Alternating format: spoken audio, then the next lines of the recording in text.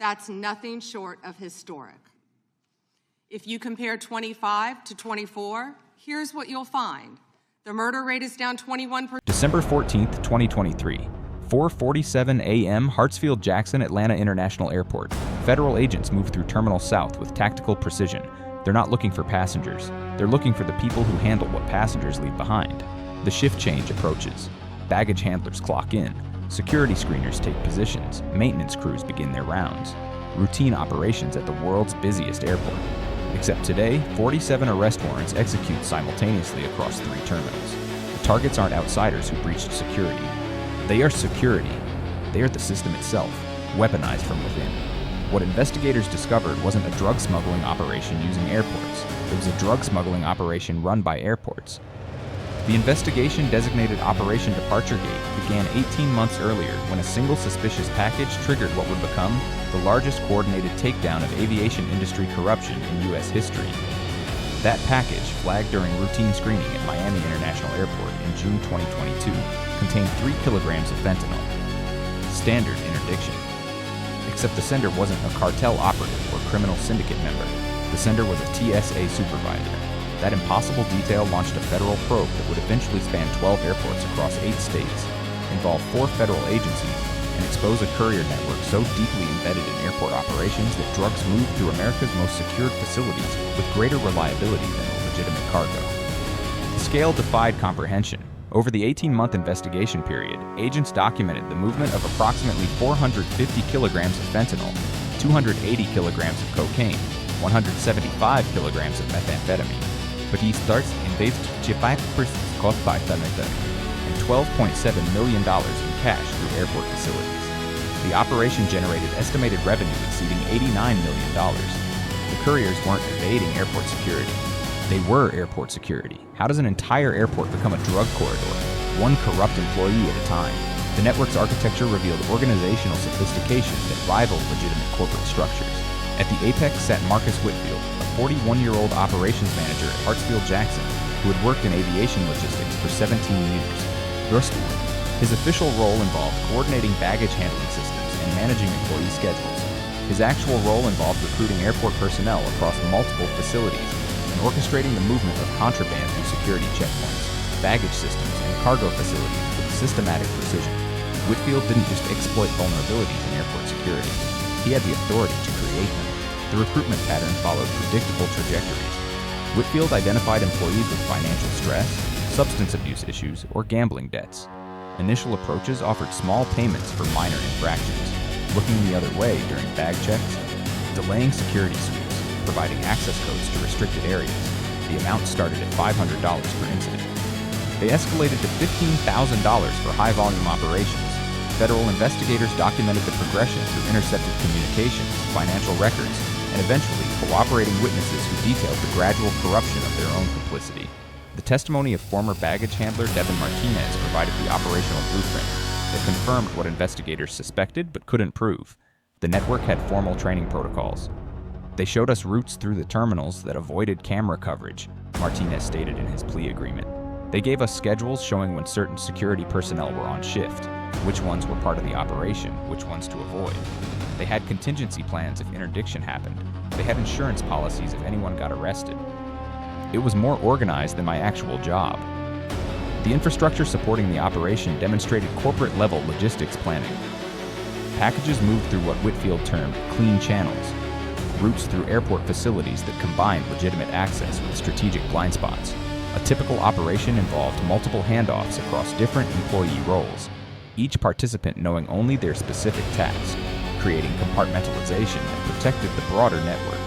A shipment arriving at Miami International would be flagged by a corrupt screening agent who would mark it for special handling rather than interdiction. A baggage handler would then reroute the package to a maintenance area where it would be transferred to ground crew vehicles. The package would move airside to a different terminal where another handler would integrate it into outbound luggage headed to Atlanta, Chicago, or Los Angeles. At the destination airport, the process reversed. Corrupt personnel would extract the package from incoming baggage flows and transfer it to a final courier, often someone without direct airport employment, creating separation between the facility and street-level distribution. The financial infrastructure mirrored drug cartel accounting practices. Whitfield maintained detailed ledgers documenting shipments, payments, and personnel performance metrics.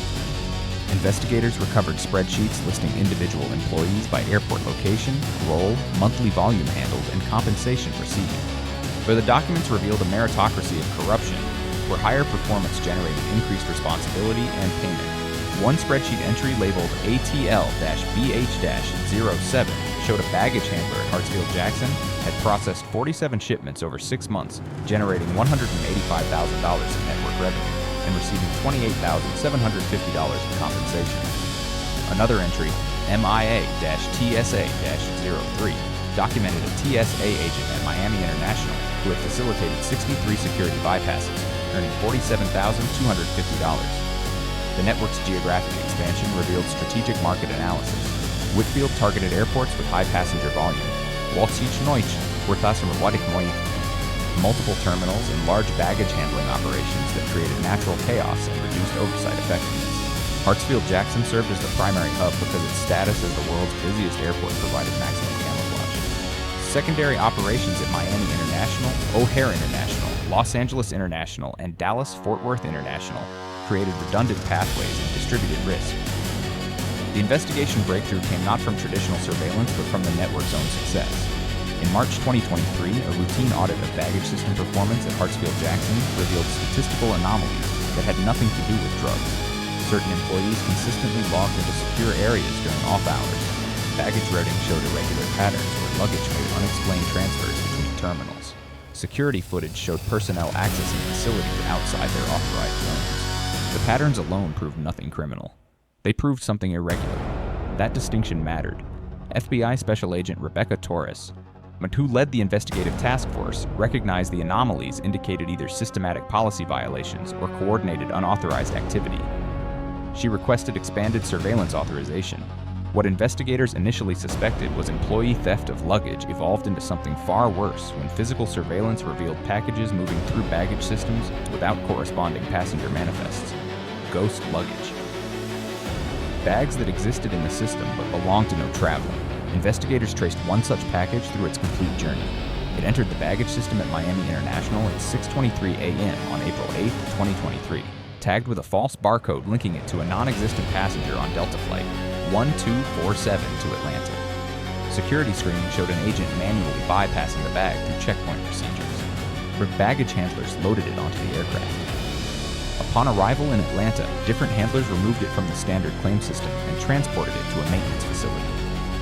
A maintenance worker transferred it to a private vehicle that departed the airport facility at 11:47 a.m. The entire operation took 5 hours and 24 minutes. It involved 6 different airport employees. The package contained 12 kilograms of fentanyl valued at approximately $480,000 wholesale. That single traced shipment provided the operational template. Investigators replicated surveillance across multiple airports, documenting dozens of similar movements. Each successful tracking operation added names to the growing arrest list. Each new name provided leverage for cooperation agreements that exposed additional network participants. The coordination required for simultaneous arrests across 8 states tested federal logistics capabilities. Operation Departure Gate involved 340 federal agents from the FBI, DEA, TSA, and Department of Homeland Security. Planning the synchronized arrests required months of preparation to ensure all targets could be apprehended simultaneously, preventing any participants from receiving warning and fleeing. The operation required airport cooperation from management, who had no knowledge their facilities were being used as drug corridors by their own employees. The arrests occurred during morning shift changes when maximum personnel would be present in the facilities. Teams positioned at terminal entrances, baggage facilities, security checkpoints, and administrative offices moved with coordinated timing. At 4:47 a.m. on December 14th of 2023, the operation initiated simultaneously at 12 airports. At Hartsfield-Jackson, Marcus Whitfield was arrested in his office while reviewing the morning operational schedule. His computer, seized as evidence, contained the complete network documentation that would anchor prosecution cases. At Miami International, 7 employees were arrested within minutes of each other across 3 different terminals. At O'Hare, a TSA supervisor was taken into custody at a security checkpoint while actively on duty.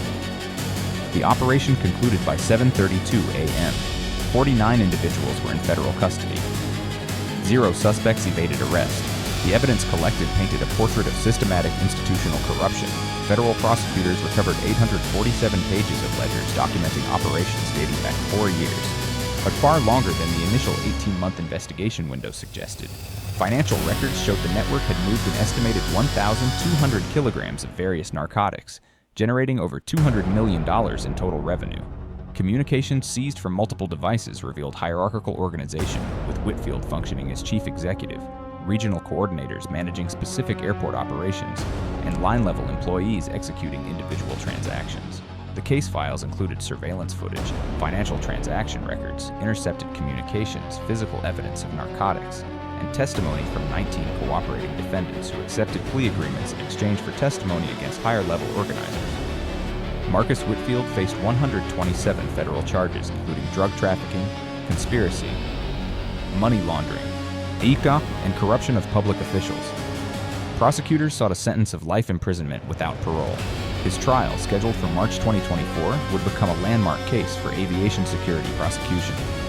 The other defendants faced varying charges based on their roles and cooperation levels. TSA agents who participated in security bypasses faced additional charges related to breach of public trust and violation of federal security protocols. Some defendants with minimal involvement and full cooperation received reduced sentences ranging from 2 to 5 years. Core organizers and high-volume facilitators faced minimum sentences of 20 years. The aftermath forced a systematic reevaluation of airport security protocols nationwide. And thus, the TSA implemented emergency policy changes requiring dual agent verification for security checkpoint decisions, eliminating the ability of single agents to bypass screening procedures. Airports strengthened internal audit systems for employee access and movement patterns. Background check procedures expanded to include ongoing financial monitoring for indications of unexplained income.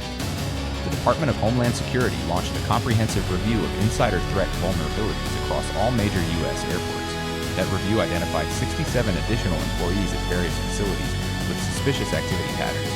Subsequent investigations resulted in 23 additional arrests for unrelated but similar corruption schemes. The operational impact extended beyond arrests. The network's exposure created immediate deterrent effects as airport employees nationwide understood that participation in similar schemes carried catastrophic consequences. Security culture shifted toward heightened awareness of insider threats rather than exclusive focus on external dangers. But the fundamental vulnerability remained. Airports are only as secure as the people operating them. Every security system depends on human implementation. Every protocol requires personnel to execute it correctly. Every checkpoint relies on someone making the right decision. When those people become the threat, the entire architecture collapses. Marcus Whitfield understood this perfectly. He didn't defeat airport security through sophisticated technology or elaborate deception. He defeated it through recruitment and compensation. He turned security personnel into security threats simply by offering them money. That vulnerability doesn't disappear with arrests. It persists in every airport employee experiencing financial stress, facing personal crisis, or willing to compromise integrity for profit. The network Whitfield built can be rebuilt by someone else with similar vision and ruthlessness.